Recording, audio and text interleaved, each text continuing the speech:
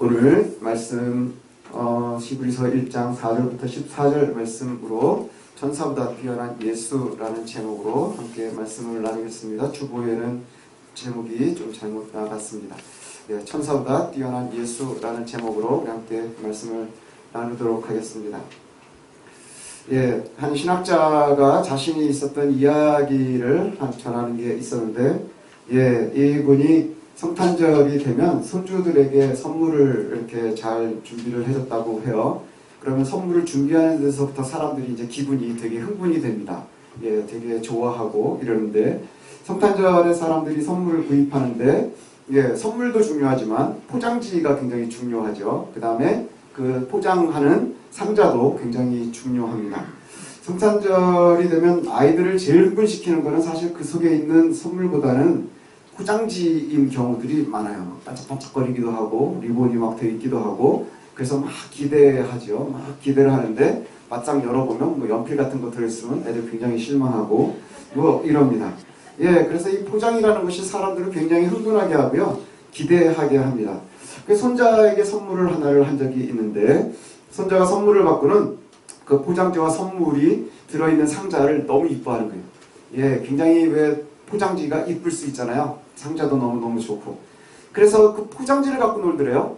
상자를 갖고 놀고, 그 다음에 포장지를 이제 포장했었던 걸 쭉 펼쳐놓고, 거기에서 이제 막 놀고 있는 거예요. 그러면서 심지어는 알라 의자 뒤에서 며칠 동안을 그것만 갖고 놀더래요. 그래서 자기 인형들 가지고 거기다 세워놓고 막 하면서 포장지를 쭉 펼쳐놓고, 아이들 상상 속에는 아마 거기가 자기 세상이었나봐요. 쭉 깔아서 그 속에서 놀고, 그 상자를 그 무대로 삼아서 막 놀고 있더래요.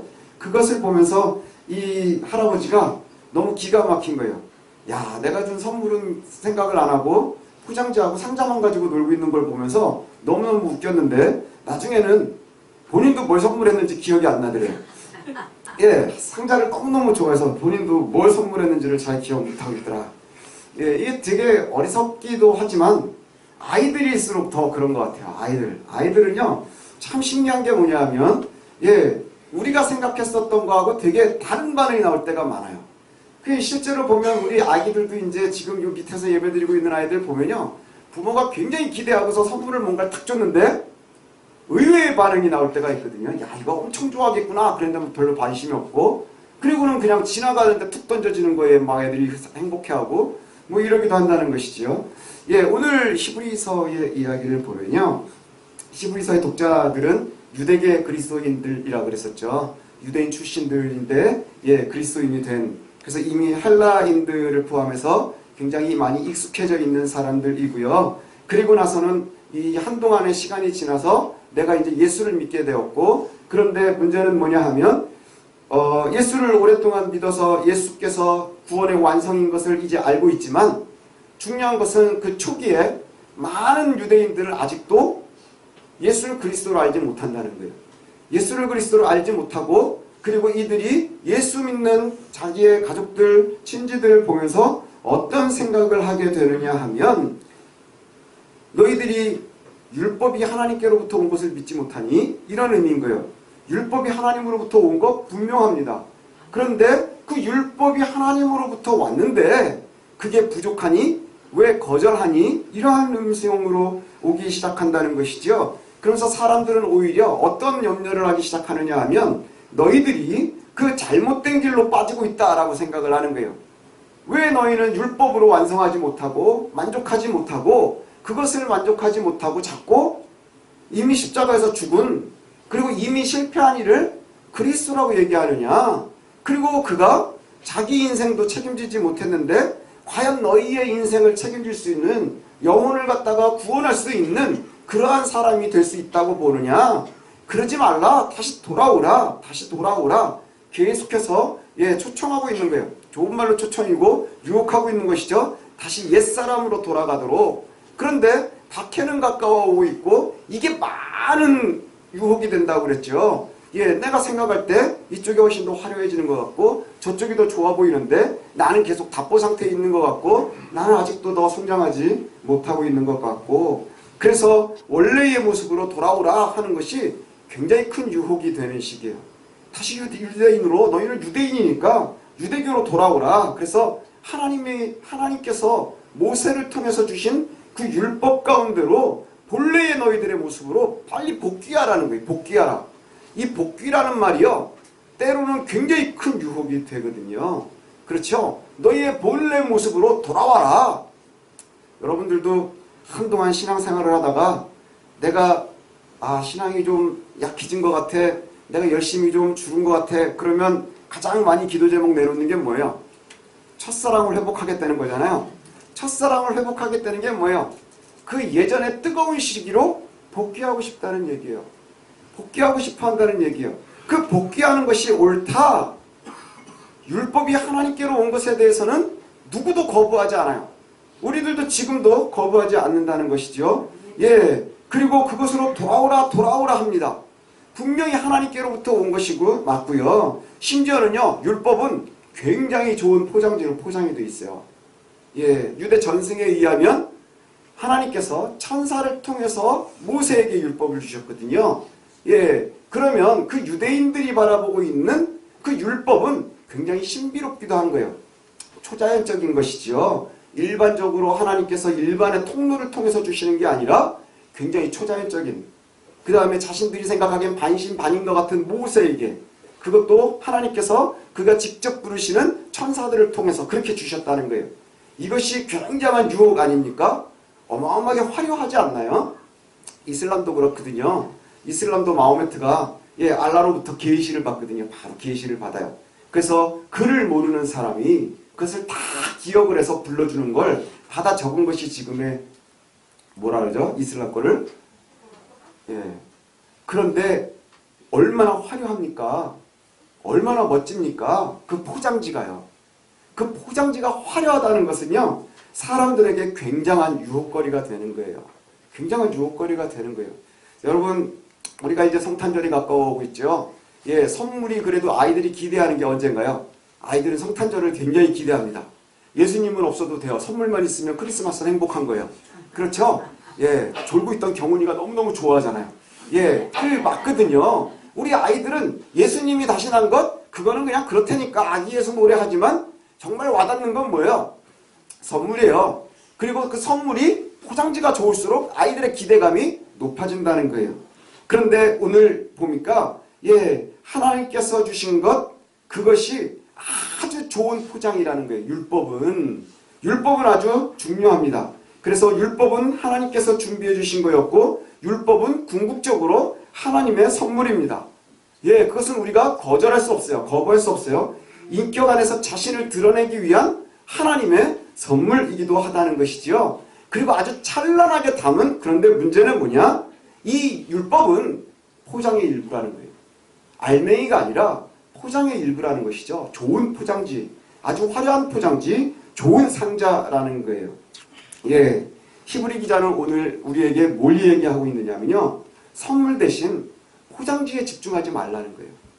선물 대신 포장지에 집중하지 말라. 한동안 포장지만 갖고 놀아서 결국엔 그 안에 선물이 얼마나 귀중한 건지를 알지 못하는 거예요. 알지 못하는 것. 아주 어린아이들이 그럴 때에는 우리가 귀엽기도 하지만, 여러분처럼 어른이 된 뒤에 알맹이는 버리고 포장지를 갖고 놀고 있다 한번 생각해 보십시오. 아마 여러분 부모님들이 산으로 올라가서 금식을 하게 될 거예요. 얼마나 어리석은 일인지 모릅니다. 예, 오늘 본문의 히브리 기자가 그렇게 얘기합니다. 사람들이요, 더 화려함이 나타나는 것 중에 하나가 뭐냐? 율법을 이야기하는 사람들은요, 초자연적인 것에 대한 굉장한 관심이 있어요. 아까도 말씀드린 것처럼 유대인들은 전승에 의하면 하나님께서 천사를 통해서 모세에게 율법을 주셨다 그랬어요. 그래서 유대인들의 개념에서는 하나님과 사람 사이에 천사가 있는 거예요. 하나님과 사람 사이에 천사의 계급이 있어요. 예, 그래서 천사가 사람보다 훨씬 우월하죠. 예, 그런데 여기에 보니까 그 천사가 예수보다 우월하지 못하다는 거예요. 예, 그래서 천사와 예수를 구분을 하는데, 오늘 본문을 한번 보면 몇 가지로 증명을 합니다. 그리고 나서 그 근거가 모두 어디서 나오느냐? 구약 성경에서 나오게 됩니다. 예, 오늘은 조금 딱딱할 수도 있는데 우리가 성경을 좀 자세히 보도록 하십시다. 예, 여기에 보니까 4절에 그가 천사보다 훨씬 뛰어남은 그들보다 더욱 아름다운 이름을 기업으로 얻으심이라. 그래서 이 말씀이 뭐냐? 예수 그리스도가 천사보다 훨씬 뛰어난 것은 하나님께서 그의 이름을 주셨다는 거예요.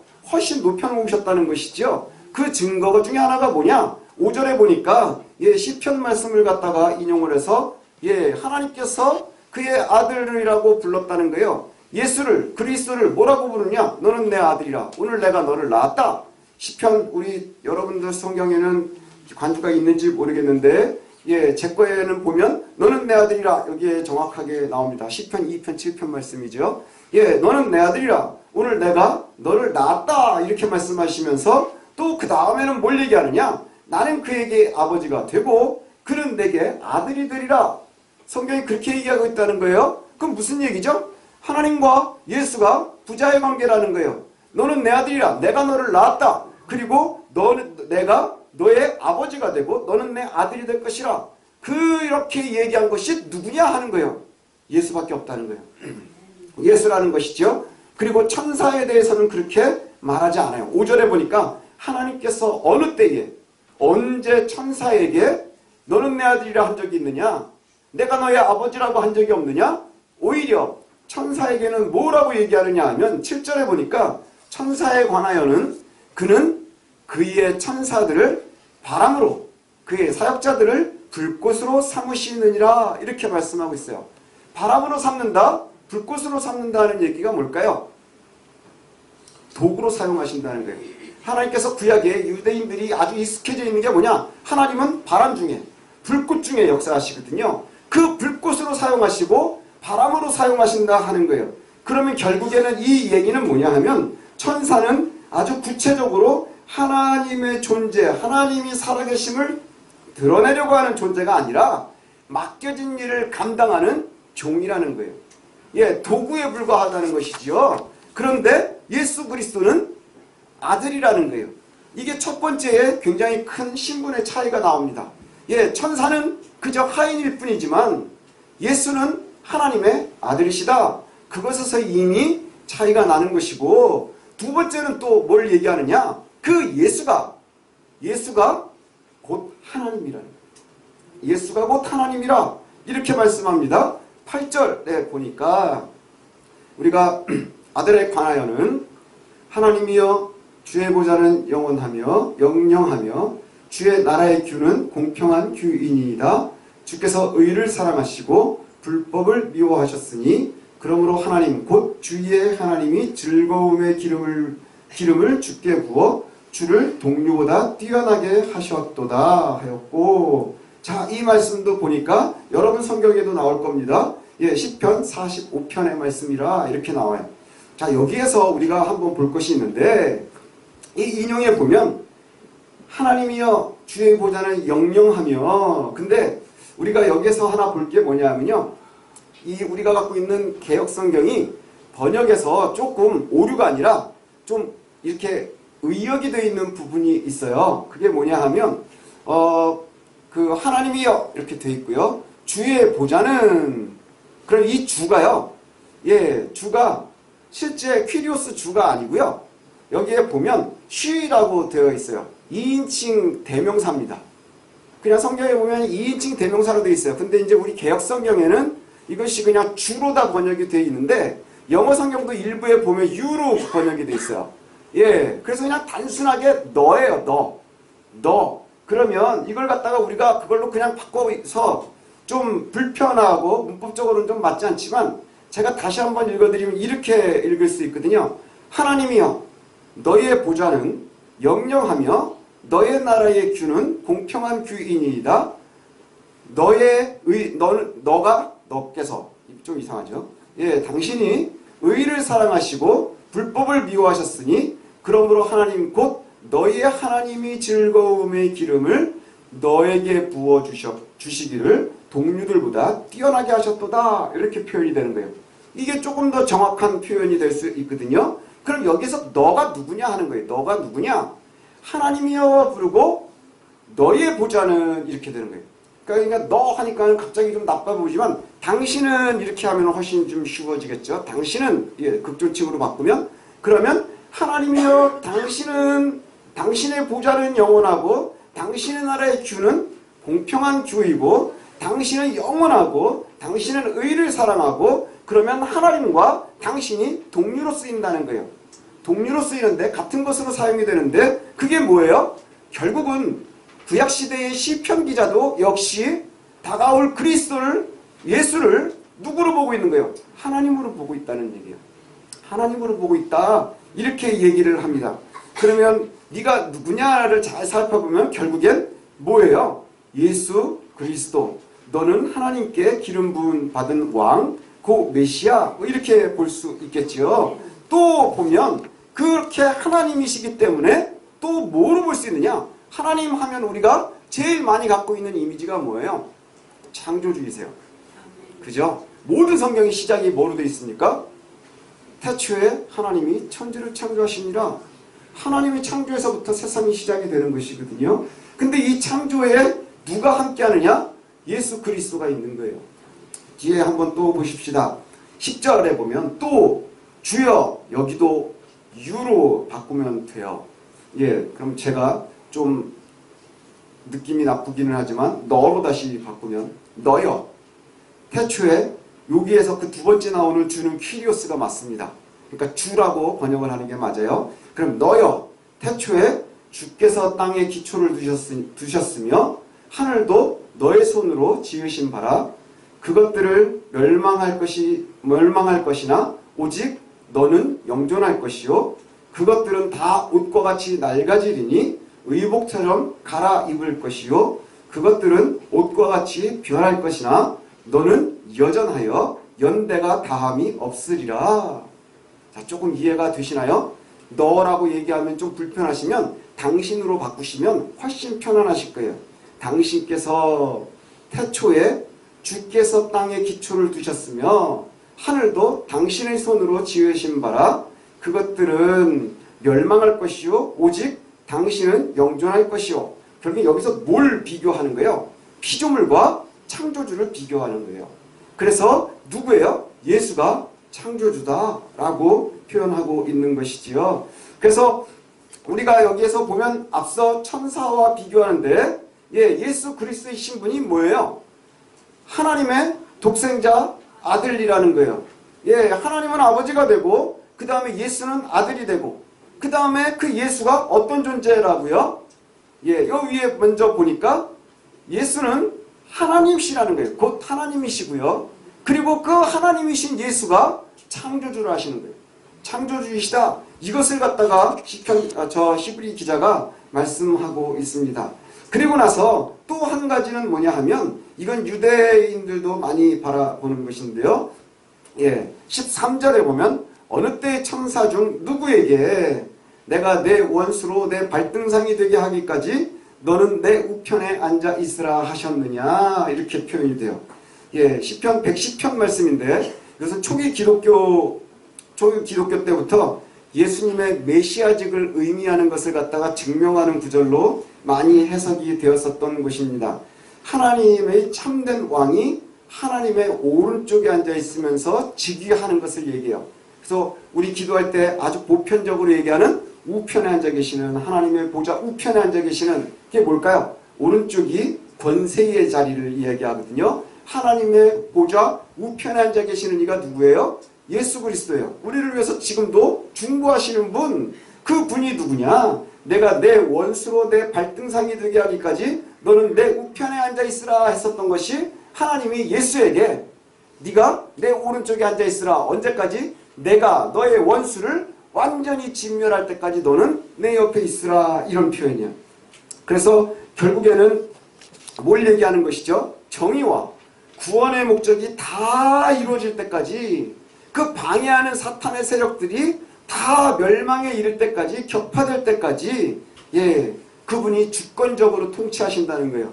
통치권이 예수 그리스도에게 있음을 말씀하고 있는 것이지요. 그러면서 뭐라고 얘기해요? 마지막에 보면 천사들 중에 그 누구에게 이와 같이 얘기하느냐. 천사들 중에 누구에게 하나님께서 이렇게 말씀하신 적이 있느냐 하는 것이지요. 유대인들에게 천사는 굉장히 중요한 의미를 갖습니다. 화려하니까. 그 다음에 굉장히 우리가 생각할 때 중요하기도 하겠지요. 그런데 결론적으로 그러나 그 천사는 어떤 존재냐? 단지 하나님의 목적에 위임받는 것이 아니라 하나님의 목적 속에 그저 임무를 수행하는 하인에 불과하다는 거예요. 하인에 불과하다는 거예요. 우리가 아들의 실제를 보고 나면, 예수 그리스도를 갖다 잘 알고 나면, 그분이 하나님의 계획 안에서 맡고 있는 그 역할을 보면 그보다 못한 것들을 보면서 유혹될 이유가 없다는 것이지요. 그렇죠? 하나님이 우선인, 하나님의 아들 예수 그리스도가 우선인가요? 아니면 그의 하인 역할을 하고 있는 천사가 우선인가요?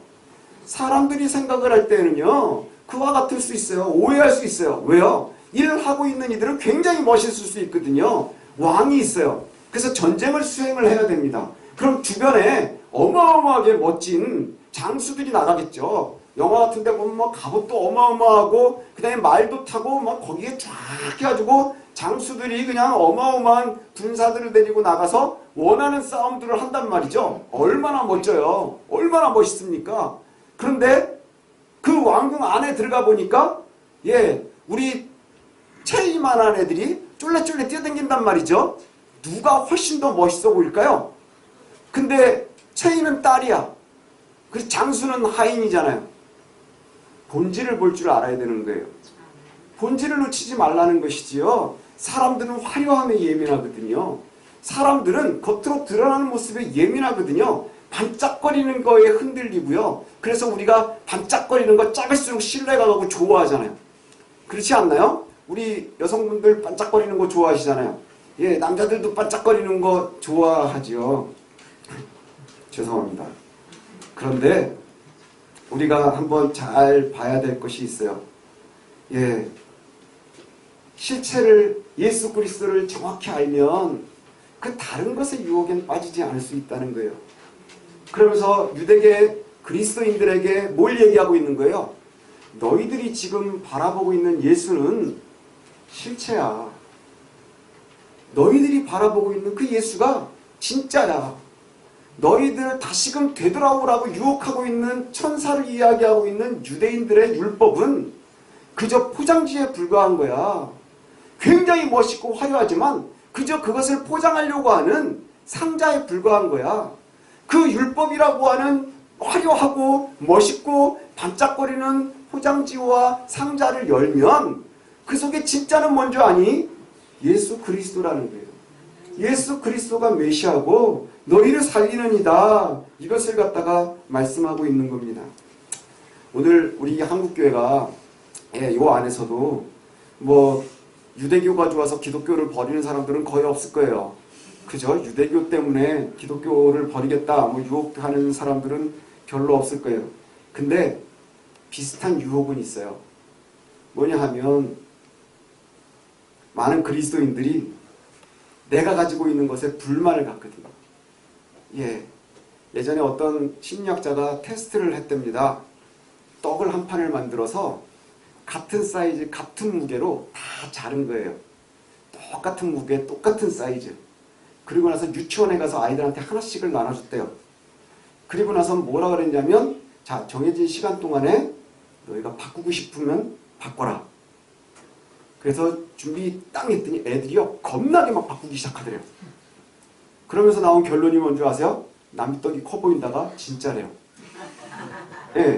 분명히 똑같은 사이즈에 똑같은 무게로 다 나눠줬는데 자 언제까지 바꿔? 그랬더니 막 바꾸고요. 시간이 딱 끝나니까 한 번 더 못 바꾼 거예요. 애들이 굉장히 아쉬워하더래요.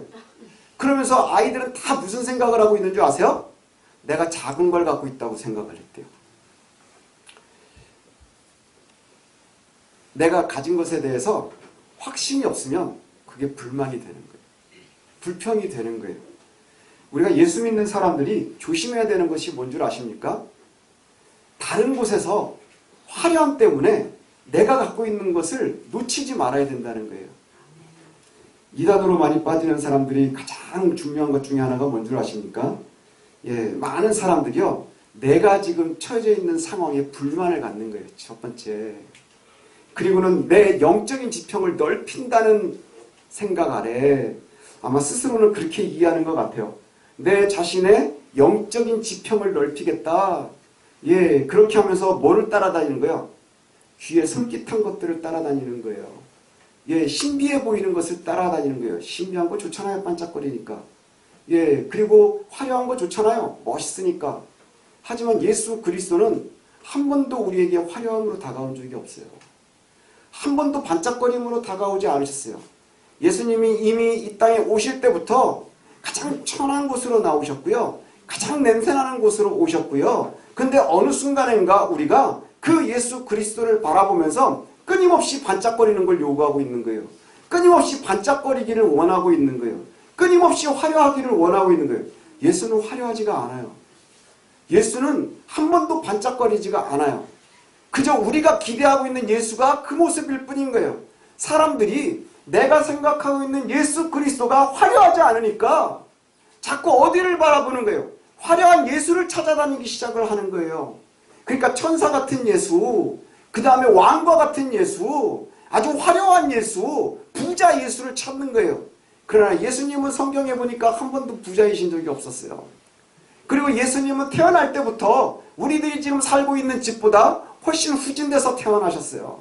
그리고 예수님은 한 30 정도 사셨다고 하는데 그 30 정도의 생애가 끊임없이 고통 가운데 있었어요. 결국 그의 인생의 마지막은 그의 백성들 때문에 그가 사랑하는 그의 피조물들을 위해서 십자가에 죽는 것으로 마감을 하셨단 말이죠. 예, 왜요? 우리를 구원하시려고. 그래서 부활하셔야 했고요. 그리고 승천하신 거예요. 이것을 갖다 우리가 놓치고 있는 거예요. 그리고는 계속 뭘 찾아다니죠? 화려한 예수, 부자 예수, 힘 있는 예수. 그것을 우리가 원하고 따라다니기 시작했다는 거예요. 우리가 유대교로 다시 돌아갈 일은 없겠지만 화려한 예수를 찾아다니는 것, 이것이 뭐와 비슷한 줄 아십니까? 안에 알맹이를 버리고 포장지를 가지고 노는 아이와 다르지 않다는 거예요. 우리가 나이가 30, 40, 50, 60, 70 내가 신앙생활을 10년을 하고 20년을 하고 30년을 했어요 라고 하는데 우리가 그 안에 선물의 본질을 보지 못하면 끊임없이 우리는 뭘 찾을까요? 그 화려한 포장지에 흔들리는 거예요. 예, 그러나 포장지를 열어보니 그 안은 우리가 생각한 것보다 별로 반짝반짝 빛나지가 않아요. 제가 이 앞에 있었던 그 포장지 선물을 보면서 왜 그랬을까를 생각을 해봤거든요. 그랬더니 우리 아이들도 예전에 몇 번 그랬었던 것 같아요. 아이들한테 야 이거 애들이 좋아하겠다 그래가지고 선물을 주면요. 얘네들이 생각할 때 좋은 게 아니면 좋은 게 아닌 거예요. 정말 좋은 건데도 좋지 않아요. 왜 그러느냐? 첫 번째, 너무 앞서가면 별로 좋아하지 않더라고요. 너무 앞서가면 좋아하지 않아요. 예, 예를 들면 우리 장세율이는 운동하는 걸 별로 안 좋아하거든요. 근데 아빠가 생각할 때 얘가 운동을 너무 열심히 했으면 좋겠는 거예요. 장집사님이. 그래서 포장지에다가 탁 선물을 했는데 어떤 걸 했느냐? 예, 어떤 걸 했냐면 너무너무 좋은 농구공을 하나를 선물을 한 거예요. 진짜 가죽으로 된 너무너무 좋은 거. 그거를 딱 받는 순간에 장세율은 아, 아빠가 나를 숙제를 줬구나 이렇게 생각하지 않겠어요? 근데 그 농구공이 들어있었던 가방은 너무 좋은 거예요. 그래서 그 가방은 계속 들고 다녀요. 그게 혹 우리들의 모습일 수 있다는 거예요. 예, 여러분 제가 비유를 하나를 더 하면 어떤 사람이 선물을 받았어요. 누가 저에게 선물을 주셨어요. 이거 정말 귀한 거예요. 잘 가지고 계셔야 돼요. 아주 포장지에 아주 포장이 되어 있는데 포장지가 아주 반짝반짝거리고 그래요. 딱 열었더니 아주 좋은 나무 상자에 딱 들어있는 거예요. 딱 열었더니 무슨 구리 조각 같은 게 하나가 들어있는 거예요. 이게 뭐야? 이랬거든요. 예, 진짜로 있었다는 건 아니고 그냥 제가 상상을 해본 거예요. 이게 뭐야? 그래가지고 버리고는 그 박스를 예, 아주 옥칠이 잘 돼 있는 박스를 갖다가 제가 보물함으로 이제 쓰고 있었어요. 나중에 선물해 주신 분이 그거 잘 관리하고 있지? 그게 뭔데요? 그래서 생각이 안 나는 거예요. 나중에 보니까 이게 뭐 고려시대에 뭐래. 빛날 리가 없죠. 농나고 다 힘들었으니까. 우리가 혹 그런 모습이 아닌가 싶어요. 오랫동안 예수 그리스도는 우리 주변에서 끊임없이 있었어요. 근데 그 본질을 알지 못하고 그것이 얼마나 귀중한지를 모른다면 우린 끊임없이 뭐만 바라보는 거예요? 주변에서 포장지만 바라보는 거예요. 주변에서 끊임없이 그 상자만 가지고 흔들리는 거예요. 그래서 오늘 본문이 얘기하는 것이 바로 이겁니다. 오히려 예수 그리스도가 정말 누구인지, 하나님의 계획 속에서 그분이 맡으셨고 지금도 맡고 계신 역할에, 그 구원의 사역에 요청하신 그 예수 그리스도를 우리가 참으로 잘 바라보고 있다면, 오직 그분만이 우리의 주인 되시고 구주이신 것을 신뢰한다면 화려함을 따라가는 것이 아니라, 그 다음에 우리가 신비로운 것을 따라가는 것이 아니라 참된 예배와 섬김의 삶에 집중하는 것이 지혜로운 성도임을 우리가 놓치지 않았으면 좋겠습니다. 예, 이제 더 이상 화려함에 흔들리지 마십시오. 포장지가 중요한 게 아니라 누가 중요한 거예요? 예수 그리스도가 진리입니다. 예수 그리스도가 답이에요. 예, 어디에 있든, 어떤 상황에 있든, 어떤 처지에 있든 우리가 주변이 아니라 본질에 집중하십시다. 예수 그리스도가 우리의 구원자 되시고 참된 메시아 되심을 놓치지 않는 저와 여러분들 되시기를 소원합니다. 기도하겠습니다.